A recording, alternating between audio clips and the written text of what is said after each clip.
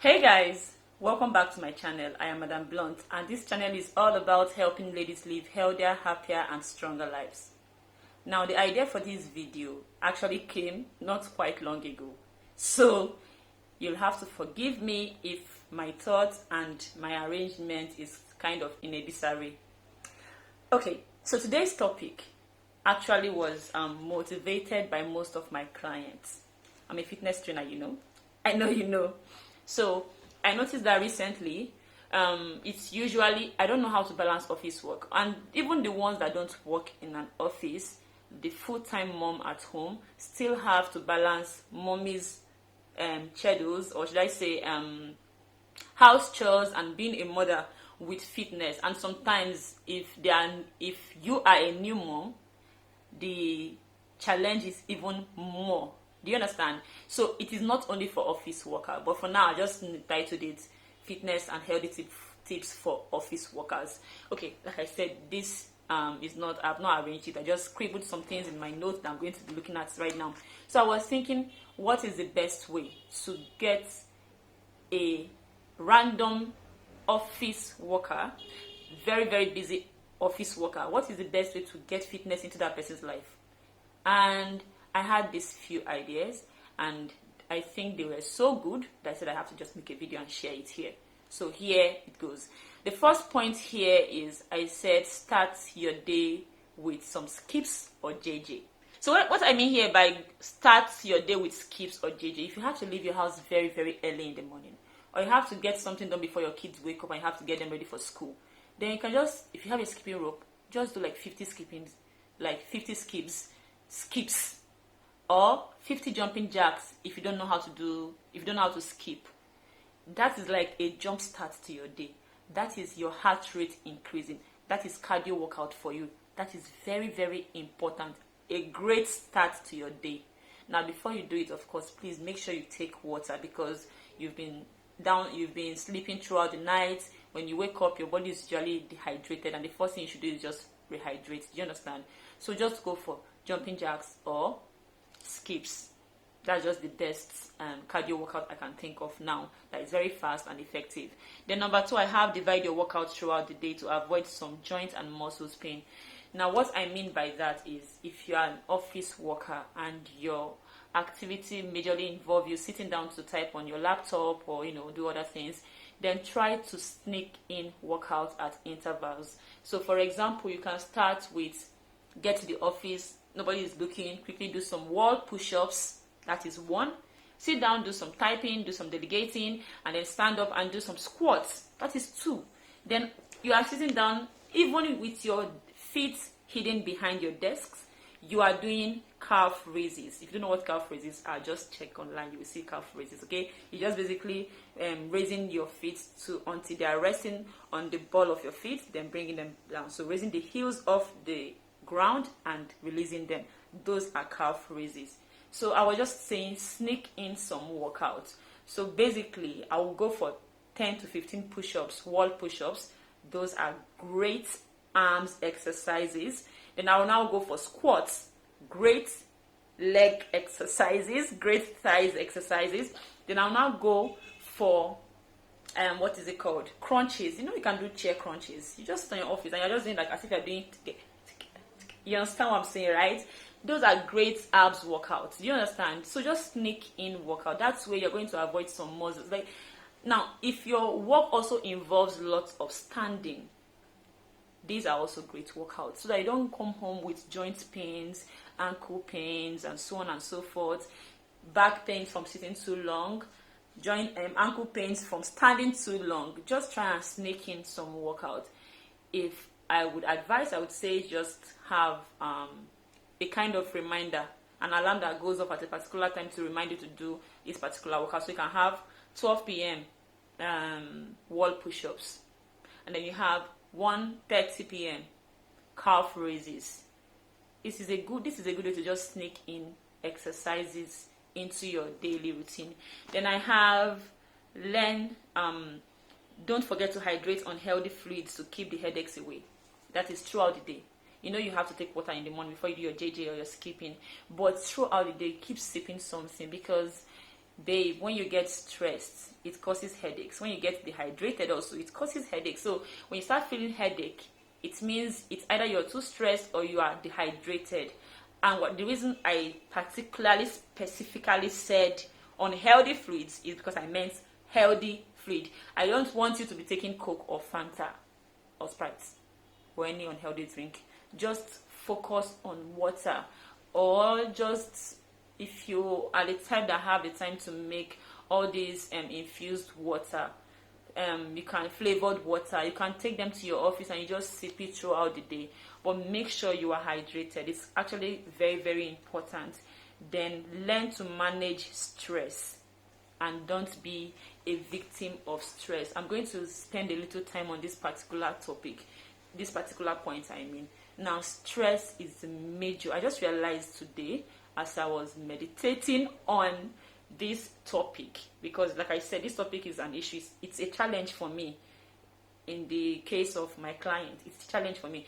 And I was just trying I was just thinking different thoughts, like what are the reasons for this and how can I manage this. And it occurred to me that stress is a huge part of weight gain problems. Stress causes you to have these cortisol levels, high cortisol levels, increased cortisol level. Cortisol is a stress hormone that is released to manage your stress. Actually, it's basically released to manage stress.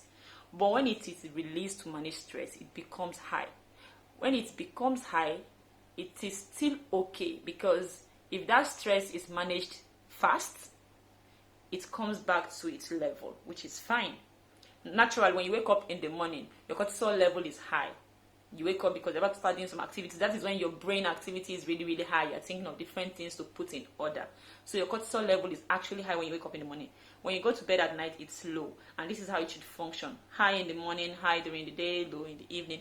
But not overly high, too high. Not too high. When it becomes too high, that's when you have a problem. When it becomes too high, what happens is it tries to release those hormones that are supposed to manage the stress. Now, when those hormones are released too much, some bodily functions are shut down, like your immune system, momentarily for just a short while, is shut down. Your digestive system is shut down. Then it increases your hunger level because of the sugar. Your sugar level is increased also. Do you understand? Now, this is what happens if you are someone that constantly go through stress. It means your digestive system and your immune system is always at risk. This is the major reason for weight gain. If your digestive system is not working as it should work, and your immune system are not protecting you the way it should protect you, have risks of different kind of body problems. I don't want to even use disease. So body problems, you're having fluctuating menstrual cycle, you're having constant headaches, then you have weight gain, you have sleep problems, you are constantly frustrated and flustered. So why I said manage your stress and don't be a victim of your stress is because stress is like part of life. We have the emotional stress and we have the physical stress. They're just part of life. In fact, sometimes there's a way I would talk. The talk itself will stress me. You understand what I'm saying? So if you now have a major office work, in fact, being a mother is stressful sometimes. Being a wife is stressful. Being a friend is stressful. So we have different forms of stress. So the reason I said manage and don't be a victim is learn there are necessary stress and there are unnecessary stress. Necessary stress is like being a mom. It's a necessary stress. You can't run away from it. But learn how to control. I was telling my husband the other day that I learned a technique in handling my children because I realized I was now a shouting mad person. Like I'm always screaming. And the veins in my head will just stand out because, what is wrong with you? Blah, blah, blah, seriously, blah. I was like, okay, I need to calm down. I can't age too quick because of my children, because they also give me joy, you understand? And they can't help being children. So I just developed this way of taking care of. Whenever they find my trouble, I know how to deal with them without even raising my voice. And I just finished bragging to my husband that this is what I'm doing. It's working for me. And then before like 5 minutes, I was already screaming, and he was like, you said you are not going to scream again. But anyways, the thing is, I was looking for how to manage my stress. This is one part of stress. It can be an emotional stress, can be from that this unnecessary stress now that I just explained to you. Then we have the unnecessary stress, like panic, like being too involved in social medias and allowing triggers, allowing fear, because things are happening in the country now, and then you go on social media, you're hearing this one is being kidnapped. Yeah, it is very good to be informed, yes, but I always believe that some information that are necessary will reach you if they are necessary to you, especially if you're a child of God. If they are necessary to you, they will reach you. So for example, during the NSAS protest, I was unnecessarily stressed out of my mind. Yes, what was happening in the country was necessary, things were happening, but what I was allowing happen to myself, to me, was unnecessary. I would go online, I would read, I would do this and I would go into panic attack, and it really told on me. So I made a conscious effort to stay off the internet. Now, this is just one part of unnecessary stress. It could be in form of a friend that is always stressing you out. It could be in form, I can't even say your husband or your wife stressing you out, because those are necessary stress, so you need to know how to control those ones. But there are some things that if you know these things are not really that important in my life and they trigger me a lot, they cause me stress a lot, then try to stay away. That is avoiding the stress. Now, managing is, you need, if they are now necessary stress, then you need to look for a way to manage the stress. So manage in a way of, like, look for another way to deal. Like in your office, there are some stress that are necessary and there are some that are unnecessary. I'm talking too fast. There are some that are unnecessary. The necessary ones, try and look at it from an observation way, like, okay, this thing always stresses me out. Every time I don't turn in this paper before I leave, the next morning it makes me stressed. I need to run to the office, I need to do this, and if my guy starts shouting at me, it stresses me up a lot. So what do? Look for a way to manage it. Then the ones that you are helpless, totally helpless, like you have tried different things, then look for a way to manage your response to the stress, in the sense that you can't stand up in your office and go for walks. I would have just said stand up and go for a walk. Walking is a very good way to calm the stress level down. Or just put on a music, put your earpiece into your ears, listen to something you like that really calms you down. Music is a very good way of calm. And then you have some friends like me. I know someone that will call, and when I talk to the person will calm me down. We can even turn something that is supposed to be a sad thing into laughter. By the time I finish laughing, I'm fine. So look for a way to manage your stress. Don't become a victim, because stress is like, see, I can spend 2 hours, I am sure, to talk about stress and what it does to your weight. It's the major cause of weight gain in most people, not everybody. In most people, stress is just too bad. Let me not waste time. Let's move on. Just try and avoid stress, okay? If you can't avoid it, manage it. Don't just be a victim of stress. Then learn to respect and appreciate the importance of sleep. Very important. Now, I have the luxury of sleeping by 9 p.m. It's a luxury because I know that many people can afford it due to the kind of work they do. So it's a luxury for me, and really I appreciate that. It's because of the kind of work I do. Now, what I mean by appreciate and respect your sleep is that, let's say you come home 12 a.m. because you live in a very busy, like, let's say, state like Lagos, and you come home 12 a.m. because of the traffic that kept you on the road for 2 or 3 hours. And then you do something, maybe if you have kids, check on your kids, and then all those things, get ready for and prepare your clothes or whatever for your next day at the office, and then it's time for you to sleep. Let the time for you to sleep be the time for you to sleep. Don't use them to start catching up on gist on social media. I know I'm always saying social media because I can relate to social media. That I'm used to doing that before, so I can relate to that. That's why I'm always going there as an example. It is not time for you to start catching up or start looking for long lost friends or start thinking about everything that happened in the office that day, or start thinking bad thought that makes you angry, like, how did that person make me angry? Oh God, what I'll do to that person tomorrow. It is not time for that. Lock down, shut down, let the brain rest. There are many things that your brain is supposed to do when you're sleeping, that your hormones are supposed to do when you're sleeping, that you keep or you postpone them from doing that activity because you are awake. So if you can't manage the 6 to 7 hours that is appropriate for an adult to sleep.